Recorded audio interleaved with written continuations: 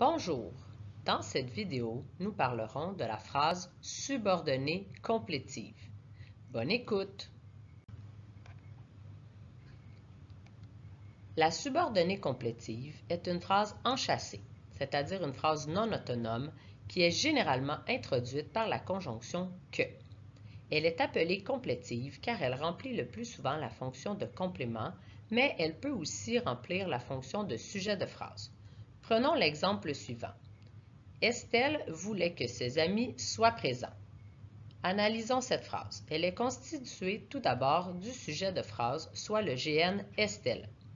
Elle est ensuite constituée du prédicat de phrase, soit le groupe verbal voulait que ses amis soient présents.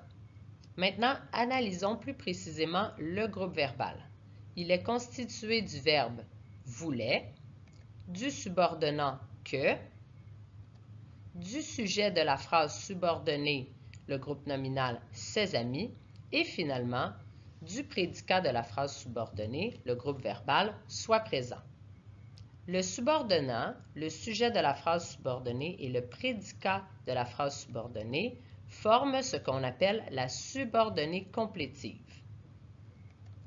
Le verbe de la phrase principale ainsi que la subordonnée complétive forment le prédicat de la phrase matrice, c'est-à-dire de la phrase complète « Estelle voulait que ses amis soient présents ». Dans une phrase avec une subordonnée complétive, comme dans toute phrase ayant une subordonnée, nous avons deux verbes. Nous avons le verbe de la phrase principale, soit le verbe principal, et finalement, le verbe de la phrase enchâssée, c'est-à-dire le verbe, dans ce cas-ci, de la subordonnée complétive. Les fonctions de la subordonnée complétive. La subordonnée complétive peut remplir différentes fonctions dans la phrase. Elle peut être un complément direct du verbe, complément indirect du verbe, complément de l'adjectif et sujet de phrase. Nous analyserons ces quatre fonctions dans les diapositives suivantes. Finalement, nous terminerons par analyser deux subordonnées complétives particulières, soit la subordonnée interrogative et la subordonnée exclamative. Premièrement, la subordonnée complétive, complément direct du verbe. La subordonnée complétive remplit la fonction de complément direct lorsque le verbe principal dont elle dépend se construit sans préposition. Regardons l'exemple suivant. Florence a dit que David viendrait. Nous pouvons dire Florence a dit quelque chose. Deuxième exemple, Mohamed pense que son équipe gagnera le tournoi. Encore une fois, nous pouvons dire Mohamed pense quelque chose. Donc, dans ces deux cas, les subordonnées complétives remplissent la fonction de complément direct du verbe. Veuillez noter que la subordonnée complétive complément direct peut être pronominalisée par les pronoms cela et ça. Si nous reprenons nos deux exemples précédents, nous pouvons dire Florence a dit cela, Mohamed pense cela.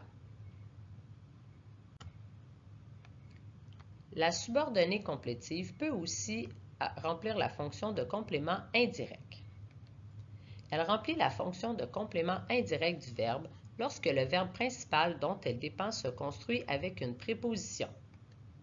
Le subordonnant « que » de la complétive complément indirect peut être précédé du mot « ce », lui-même précédé de la préposition commandée par le verbe. Voyons les exemples suivants. Je m'attends à ce que vous participiez à la course. Ou on s'étonne que cette loi sera changée prochainement. Le remplacement de la subordonnée complétive par cela fait apparaître la préposition commandée par le verbe. Si nous reprenons nos deux précédents exemples, cela donne « je m'attends à cela » ou « on s'étonne de cela ». Voyons maintenant la subordonnée complétive complément de l'adjectif.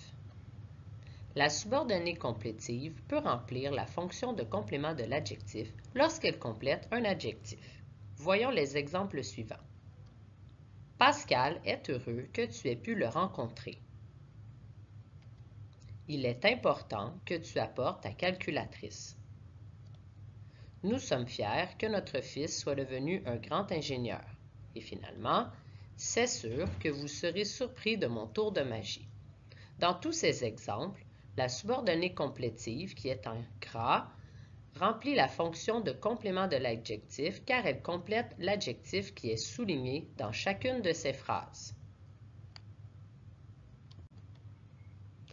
Voyons maintenant la subordonnée complétive qui remplit la fonction de sujet de phrase. Par exemple, qu'on réécrive l'histoire des Amérindiens apparaît nécessaire. Que Julie puisse venir en voyage me réjouit et que tous les élèves soient présents est indispensable. Dans tous ces cas, le remplacement par le pronom cela ou ça ou c' est possible. Reprenons nos exemples. Cela apparaît nécessaire. Cela me réjouit et c'est indispensable. Voyons maintenant la subordonnée complétive interrogative. La subordonnée interrogative est une subordonnée complétive qui remplit la fonction de complément d'un verbe comme les verbes apprendre, chercher, dire, examiner, ignorer, savoir, se demander, se souvenir, etc. Le subordonnant de la subordonnée interrogative est soit le mot « si » ou un marqueur interrogatif, comme « pourquoi »,« comment »,« où », etc. Voyons quelques exemples. J'ignore si Mathieu a réussi son examen de conduite. Je me demande pourquoi je t'ai quitté. Et finalement, j'aimerais savoir où Mia habite.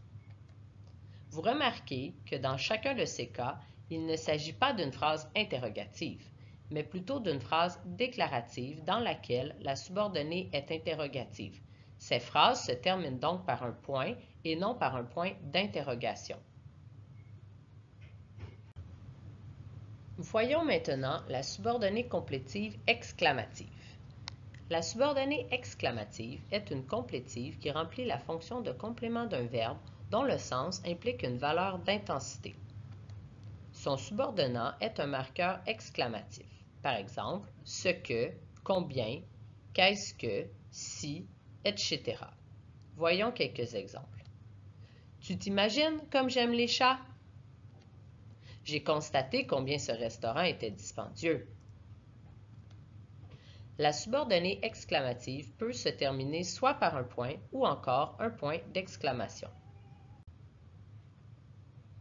Choix du mode indicatif ou subjonctif dans une subordonnée complétive. Le verbe de la subordonnée est conjugué au subjonctif quand le mot complété par la subordonnée exprime un sentiment, une volonté ou une possibilité. Par exemple, « J'aimerais que tu fasses tes devoirs ». Ici, le verbe complété « aimerait » exprime un souhait. Dans le deuxième exemple, « Je suis heureuse que tu viennes me visiter ». Ici, le mot complété, l'adjectif « heureuse », exprime un sentiment. C'est la raison pour laquelle les deux verbes, le verbe « fasse » et le verbe « vienne », sont conjugués, dans ces cas-ci, au subjonctif. Maintenant, le verbe de la subordonnée est conjugué à l'indicatif, peu importe quel temps de l'indicatif, quand le mot complété par la subordonnée n'exprime ni un sentiment, ni une volonté, ni une possibilité. Voyons les exemples suivants. « Je sais que tu fais de ton mieux ». Ici, le verbe complété, « c'est », n'exprime ni un sentiment, ni une volonté, ni une possibilité. Dans le deuxième exemple, « Je suis certaine qu'il fera beau demain », l'adjectif « certaine », encore une fois, n'exprime ni un sentiment, ni une volonté, ni une possibilité. C'est la raison pour laquelle les deux verbes de ces exemples, « fait » et « fera », sont conjugués au mode indicatif.